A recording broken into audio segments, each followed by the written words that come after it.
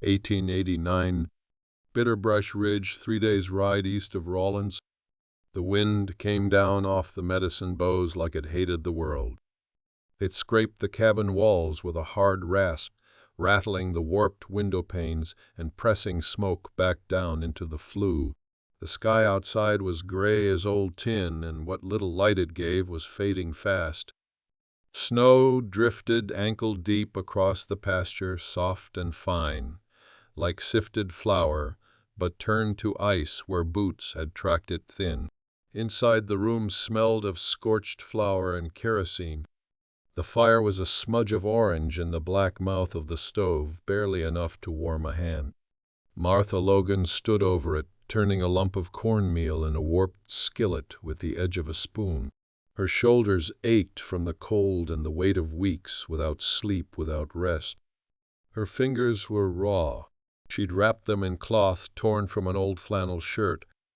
The baby was fussing again. From the cot in the corner, Clara stirred and coughed a deep, rattling sound that twisted Martha's insides. She was only 7. Her twin Jacob lay curled against her like a pup, silent. His cheeks burned bright with fever. "Now," Martha said, not turning. She knew the sound of that cough. She'd heard it last winter when her husband James still lived, coughing blood into a handkerchief behind the barn so the children wouldn't see. The cornmeal didn't brown right. It stuck, then burned. She scraped it anyway. That would be supper. That, and the last of the jerky. She didn't cry. Hadn't not since the day they lowered James into the frozen dirt with nothing but the parson and 2 men from town to see him off. There was no time for it. The wind shoved the walls again, louder now. They wouldn't make it through the night. That thought came sudden and sharp, like a knife. Not a scream, just a quiet thing like truth. The coal bin was empty. The woodpile gone since yesterday. She'd broken the chair and fed it to the fire that morning. Now she looked at the small table near the wall. Could she bring herself to burn it? She'd signed her name on its underside when they were first married. A foolish thing. It had felt like permanence. She moved toward it. Her hands trembled. Then she heard it. A sound outside. Hooves. The kind of sound that doesn't fit, not in a storm like this. Not with wind screaming through the pass and snow blowing sideways. She froze. The baby whimpered louder. Clara sat up, coughing again. "Mama." Martha said nothing. She moved to the window, scraped frost from the glass with her sleeve. There was something out there. A shape. A rider. He dismounted, slow-moving, like he wasn't in a hurry, though the cold would bite clean through a man's coat in a minute. Tall, broad across the shoulders, his coat long and dark against the snow. He led a horse with packs heavy and low. He came toward the door. Martha stepped back and reached for the old rifle, the one James had kept over the hearth. It hadn't been fired in months. She didn't know if it would hold powder. Then the knock. 3 raps. Firm, even. Not a beggar. Not a man running. Not a lawman either. She stood silent, rifle raised. The knock came again. "I ain't trouble," came a voice through the door. Deep but not loud. "Name's Elijah Wade. I saw the smoke. Got extra wood and coffee. Thought maybe someone needed help." Martha didn't answer. "I'll leave it by the door, ma'am, if that's best," he said. "But you'll freeze tonight, and I got more than I need." Silence. The baby cried louder. Finally, Martha crossed the floor and unlatched the door. Wind slammed it open. Snow swept in like ash in a chimney draft. The man stepped back slow, letting her see his hands. One held a sack, the other nothing. His eyes were blue, weathered. He looked tired. "You got children," he said, softer now. Martha nodded. He held out the sack. Dry wood, some beans, coffee, and a wool blanket. Still she didn't speak. "You can shut the door again," he said. "But you won't make it till morning. I can chop wood. I don't need to stay." Just want to help." Martha looked past him at the horse, the packs, the saddle worn smooth, then back at his eyes. They didn't ask for anything. Finally she stepped aside. "Come in," she said. Elijah Wade ducked through the door, careful not to bring in more snow than he had to. He didn't speak as he set the sack near the stove and knelt to feed the fire with kindling. Martha stood back watching. Outside the wind roared. Inside the fire grew. The room shifted with warmth just barely as the kindling caught. Elijah moved like a man used to silence, his hands, steady, face unreadable. He didn't glance at Martha or the children more than he had to. Just worked. Wood split and fed. Coffee tin unpacked and set beside the stove. He hung his coat on a nail, steam rising from his shoulders where snow had melted into the wool. Martha watched every motion. The rifle still rested against the wall. She hadn't lowered her guard, not entirely, but something in the way he moved, slow, sure, and without expectation, let her breathe easier. "Got sick ones?" he asked without turning. "Fever," she said. "My girl's lungs are bad. My boy's burning up." He nodded once. "I got a little willow bark in my saddlebag. It might ease the heat. No cure, but it helps some." "You, doctor?" "No, ma'am. Just been around a lot of sick folks." He poured water from his canteen into the dented tin pot on the stove. Martha reached up, took 2 mugs from the shelf. One had a crack through the side, but it held. She set them down without speaking. The coffee started to steam. Elijah glanced toward the cot. "You mind if I check their blankets, just see how they're laid out?" She hesitated. "They need heat, not sweat," he added. "Too many folks wrap fevers tight thinking it helps." She stepped aside.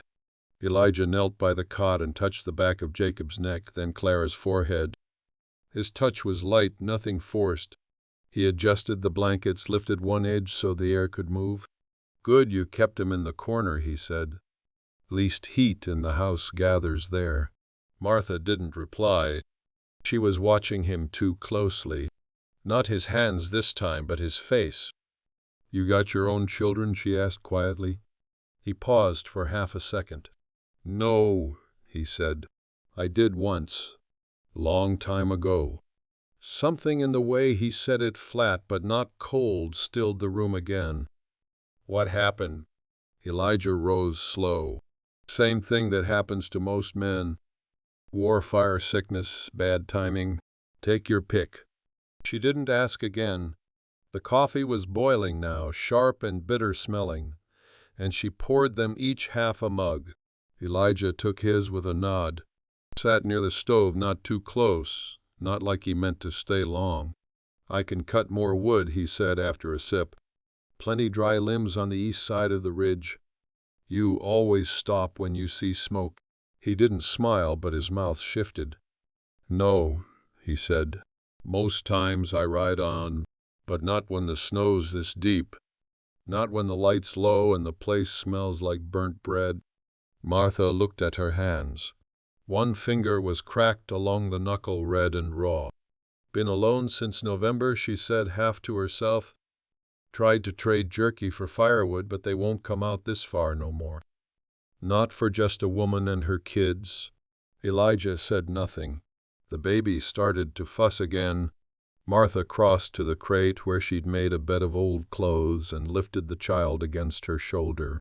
He was warm, too warm. She rocked him gently, eyes half closed. "I buried my husband in a snowstorm," she said.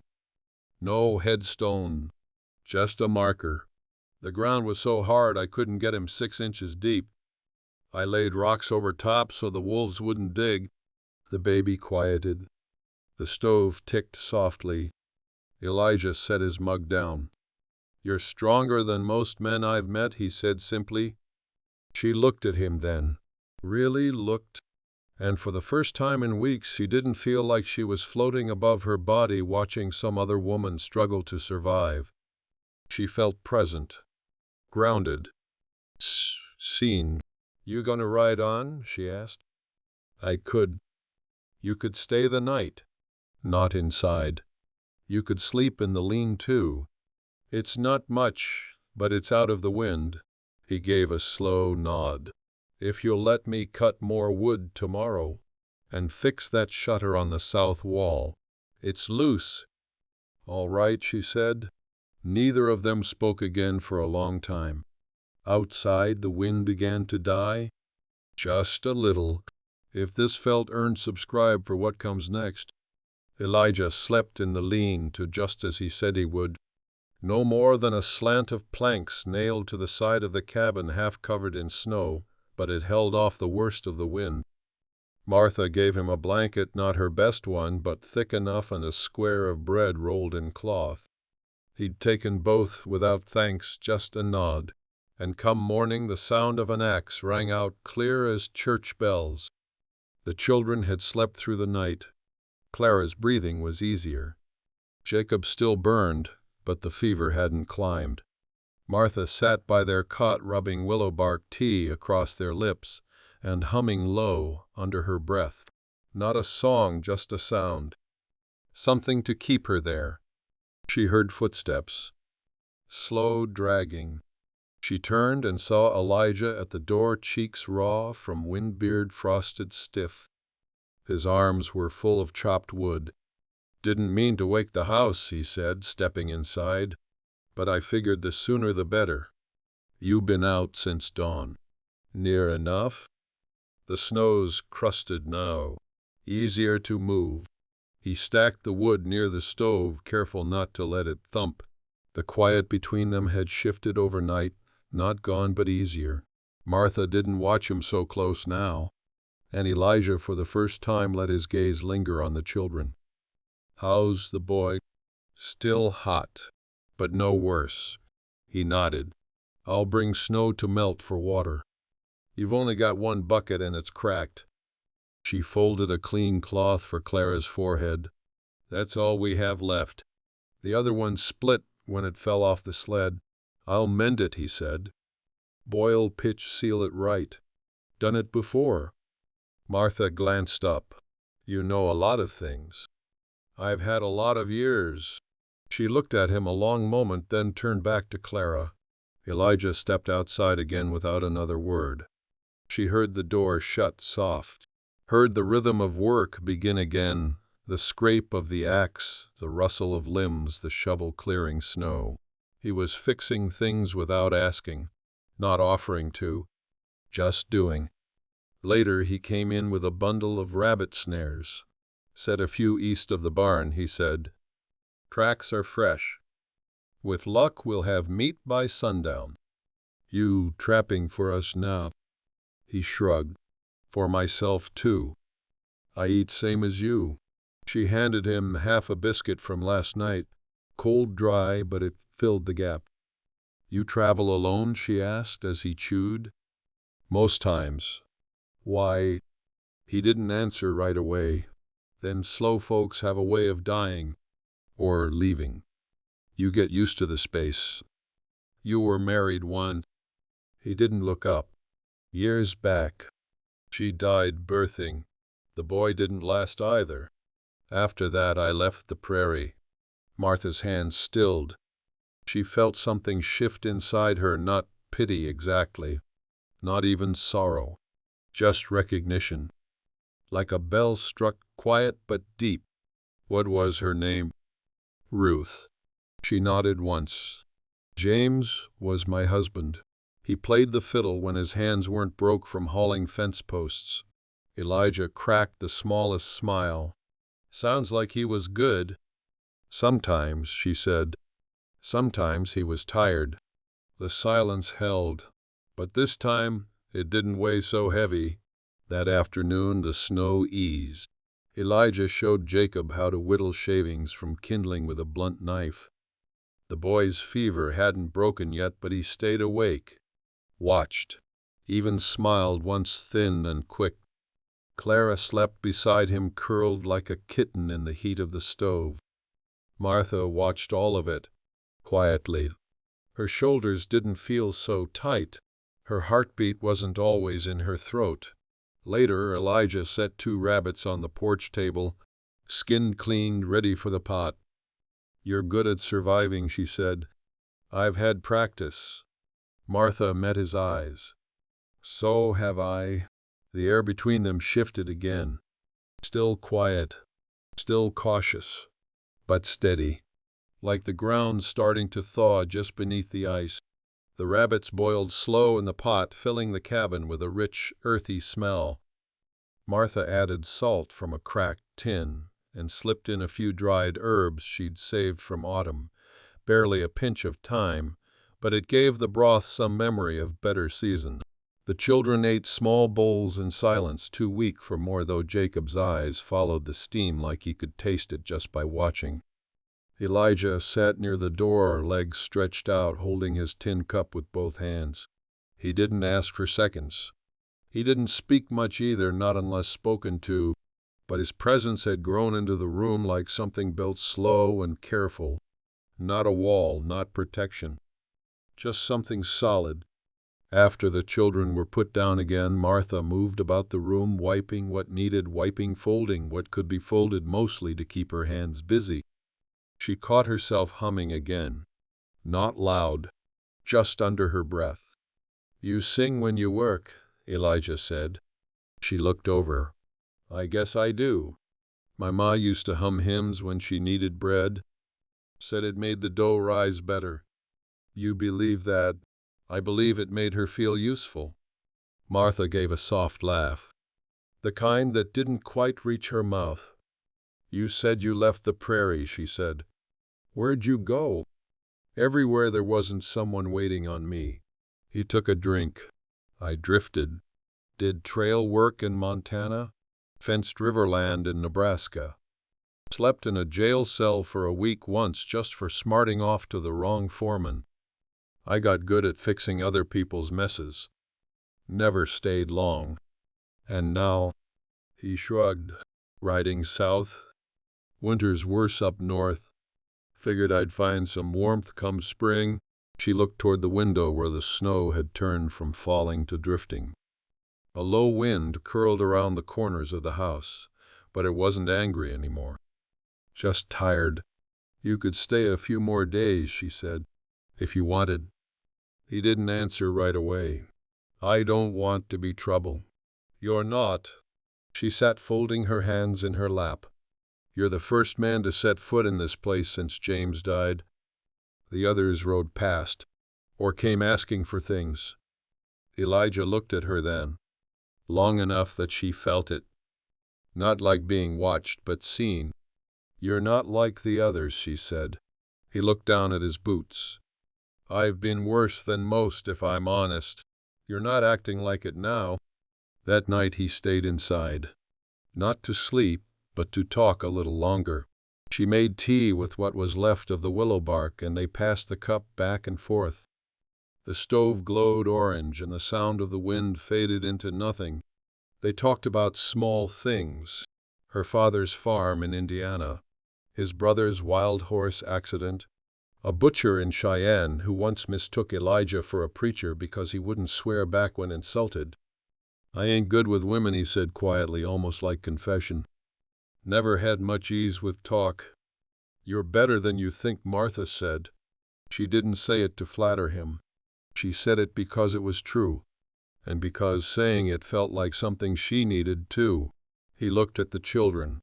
"You'll need help if the fever gets worse." "I know. I can go into Rollins. Ask around. There's a woman there, calls herself a healer. Old Mexican lady, lives on the edge of town near the cottonwoods. Folks say she knows how to draw heat from the body." Martha hesitated. "That's a day's ride." "I know. I'll leave before first light." He didn't ask for permission, just stated it like a plan already made.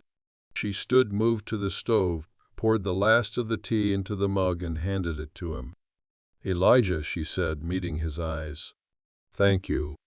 He didn't look away, just took the mug and held it, both hands curled around the warmth. "You don't owe me thanks," he said. "I didn't come here to save anyone. But you're here. That was all." He nodded once. The children slept. The wind lay quiet. And for the first time in a long time, Martha Logan felt something close to peace. Elijah rode out before the sun broke the ridge. Martha stood in the doorway with a blanket around her shoulders, watching him vanish into the pale gray light. He hadn't eaten, just drank one mug of coffee and saddled his horse without a word of goodbye, only a small lift of his hand. The cold felt sharper without him there. Not because the air had changed, but because his presence had done something to the space around her. Quiet men like that, men who took care without asking, left behind their shape when they went. Inside, the baby was crying again. Jacob was restless. His cheeks were flushed deeper than yesterday, and he whimpered when he turned his head. Martha pressed her lips together and forced calm into her voice as she wiped his brow. "Just hold on," she whispered.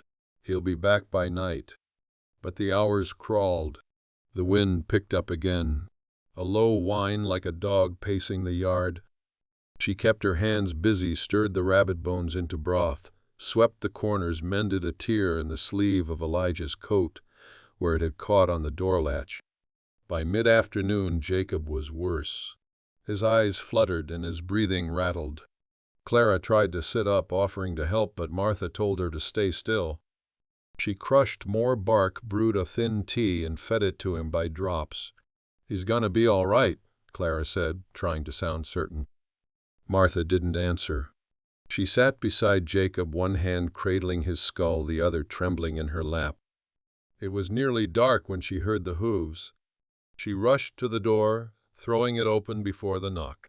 Elijah rode into the yard, hat, low scarf stiff with frost, and behind him, riding a mule so ancient it looked stitched from patches, came a small round woman wrapped in a red shawl and thick braids. Martha stepped aside. The woman dismounted without help, nodded once at Elijah, and walked straight into the house, like she'd done it 1,000 times. "Where's the boy?" the woman asked in Spanish-laced English. Martha pointed. "There." The healer moved fast. She opened her satchel and pulled out pouches of dried leaves, bottles with faded labels, a short knife, and a small wooden cross. She didn't pray aloud, just knelt and started working. Elijah stood in the doorway, hands at his sides, not coming in yet. Martha moved to his side. "You found her." He nodded. "Name's Esperanza. She doesn't like small talk." She looked up at him, and something tight inside her began to come undone. "You didn't have to do this." "I know. I don't have money to pay her." She didn't ask for it. They watched in silence as Esperanza spread a thick paste across Jacob's chest. Steam rose from the boy's skin, sharp with eucalyptus and something bitter. She lit a stick of dried herbs and passed the smoke across his body. Then she fed him 3 drops from a blue bottle. "What is it?" Martha asked. Esperanza didn't look up. "Heat leech. And prayer." Martha sat beside Clara and held her close. The girl leaned into her shoulder and didn't say a word. It was well past midnight before the healer stood. "He will wake tomorrow," she said. "You keep him warm, not too warm. Broth only. If he coughs, sit him up. The rest is waiting." She packed her things. No blessing, no farewell. Just a firm nod and a quiet step out into the cold. Elijah followed her back to the mule. They spoke in low tones. When he returned, Martha stood by the stove, arms folded tight. "Will you go now?" she asked. He shook his head. "Not yet." They stood facing each other in the half-dark. The fire gave no shadows now, only a quiet red glow. "I didn't know people like you still existed," she said. Elijah looked away. "I didn't either." He started to turn, then paused. "James must have been a good man." Martha didn't answer at first. "He tried," she said. "He was tired more often than not, but he never quit." She stepped forward, reached out, fingers brushing the sleeve of his coat. "I think he'd be grateful you stopped here." Elijah's eyes met hers. I didn't come for gratitude. I know. Something passed between them. Not loud. Not sudden. Just a stillness that settled deep and stayed there. Outside the wind was dying again. The fever broke just after dawn. Martha had dozed upright in the chair beside the cot, her hand resting on Jacob's chest when she felt the change. His skin was damp but cool, his breath even.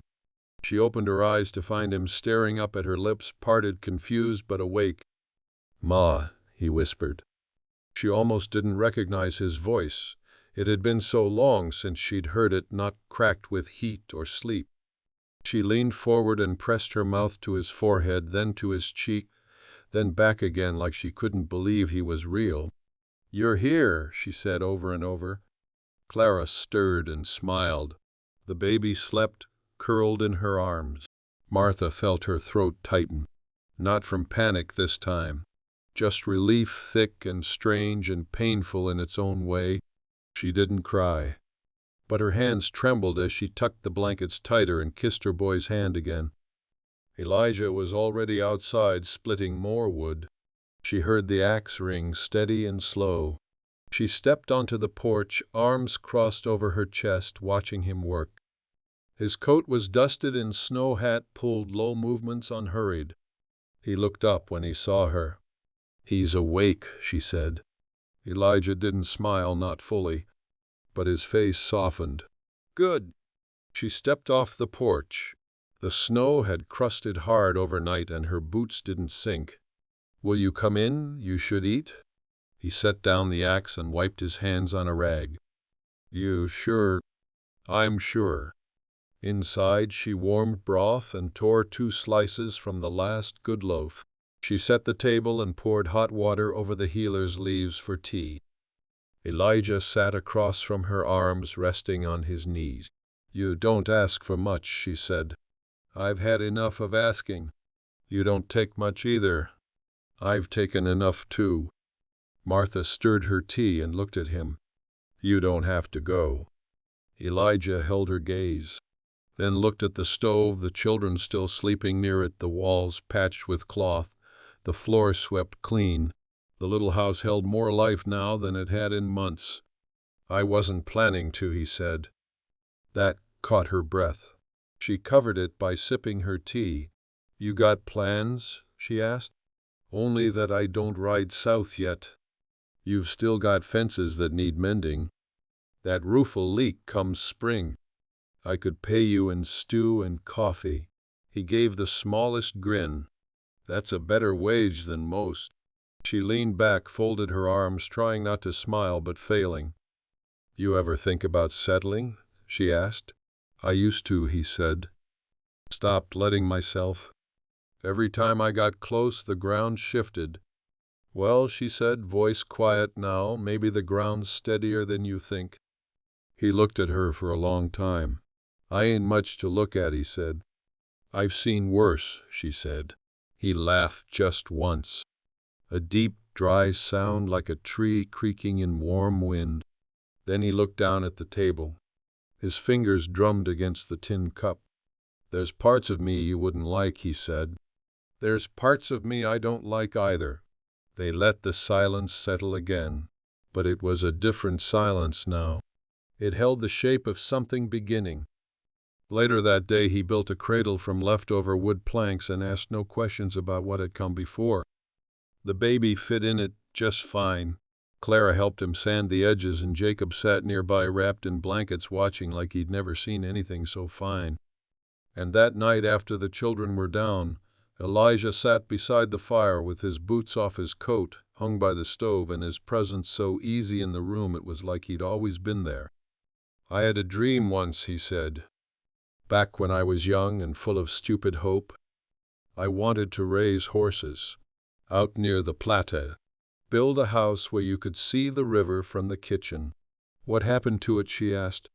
"I let go of it. One thing at a time. First the horses. Then the land.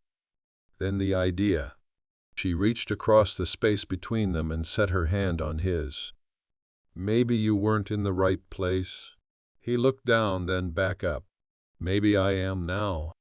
They didn't speak for a while after that. Just listened to the stove tick and the wind nudge the windows like an old friend come calling. And though neither said it outright, they both understood something had changed. Not in some loud, sudden way. Just the kind of shift that comes when the heart recognizes it isn't alone anymore. The thaw came slow. The snow didn't melt so much as give way, softening, and the corners of the yard shrinking from the fence posts, dripping down in quiet rivulets from the eaves. The trees stood black and wet against a sky that hadn't been blue in weeks. In the mornings the ground steamed, and by midday the porch boards creaked with damp. Inside, the days had taken on rhythm.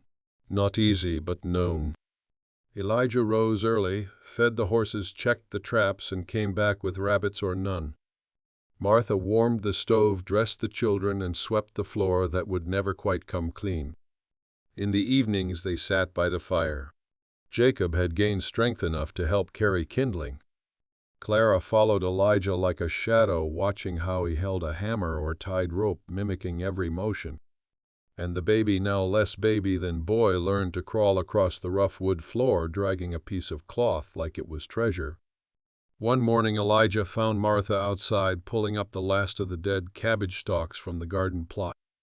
Her sleeves were rolled, her skirt wet at the hem, hair coming loose from its knot. She didn't hear him at first. "You planning to grow something?" he asked. She stood wiping her hands on her apron. "If the ground lets me." He stepped forward, took the hoe from her hands without asking. "I'll turn the soil. Your shoulder's still weak." She hesitated, then nodded and stepped aside. "It was James's garden," she said after a moment.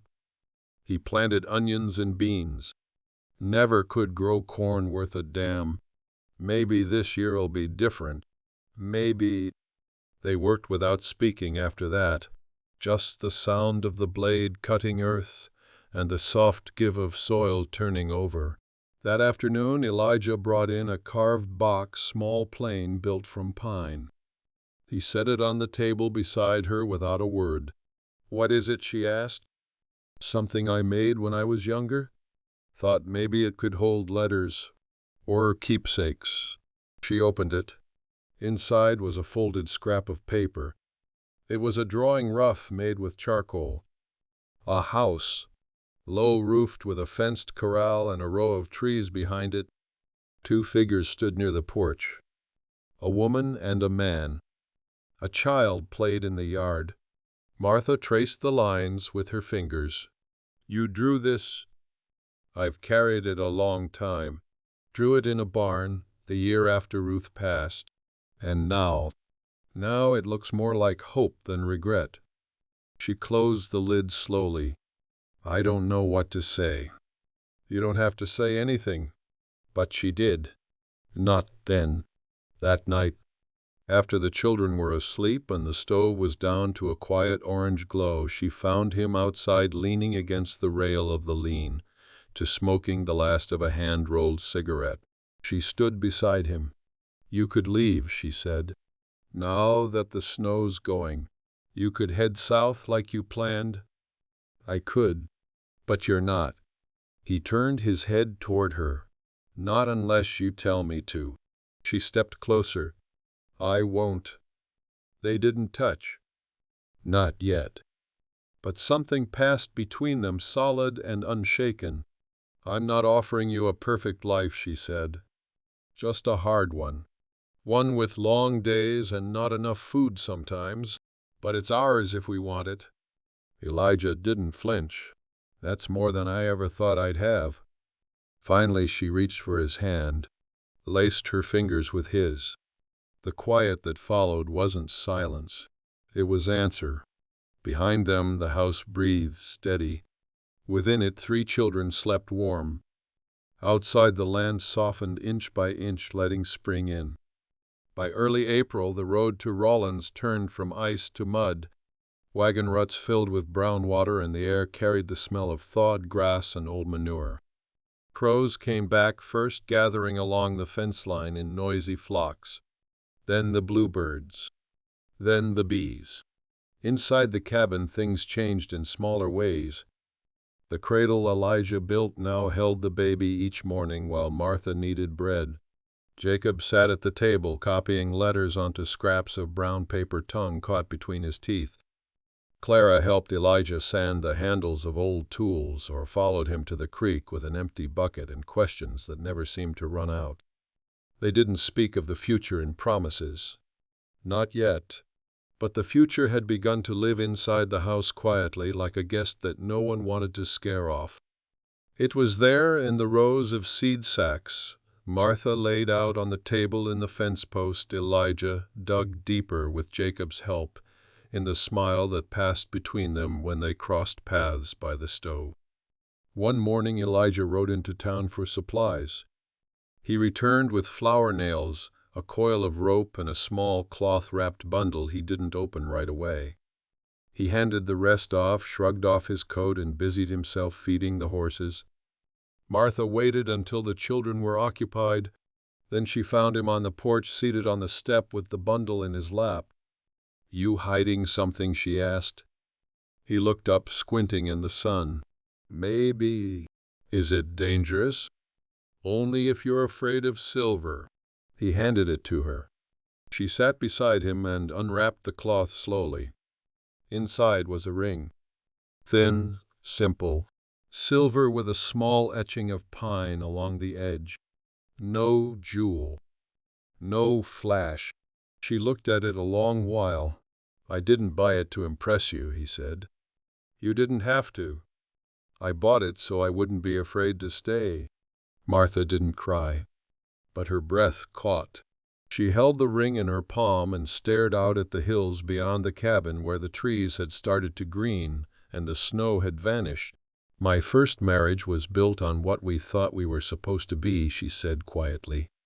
"We loved each other, but we were always behind, always chasing something we couldn't name." Elijah didn't speak. "I don't want to chase anymore," she said. "I want a life that's slow, one I can look at and know it's real." He nodded once. She took his hand and pressed the ring into it. "Ask me then." He did. Without kneeling, without flourish. Just a question spoken soft and even. And she said yes. They married the following Sunday under the cottonwood at the edge of the property. Clara held the baby. Jacob stood beside Elijah like a second shadow. The parson from town came out in a borrowed buggy, muttered a few words, then left before the stew had finished cooking. No one else came. No one else was needed. They didn't dress fancy. She wore her everyday dress with a ribbon tied at the waist. Elijah wore his cleanest shirt tucked in proper, though he tugged at the collar all through supper. Afterward, they stood outside the cabin in the fading light, watching the sky turn gold behind the hills. The children ran through the yard, chasing one another, shouting nonsense and laughter. The baby babbled from Martha's hip. Elijah leaned beside her, quiet and content, one arm around her back. "You're not a stranger anymore," she said, her voice low. "I don't remember how to be," he said. She smiled. They stood like that as the last light faded, holding on to the warmth that came not from the fire but from something steadier. Something they'd built without even knowing it. A house with 4 walls. A fence half mended. Bread rising in the pan. The promise of spring. And the future uncertain, unpolished, but theirs. Stay mounted, subscribe, and ride forward.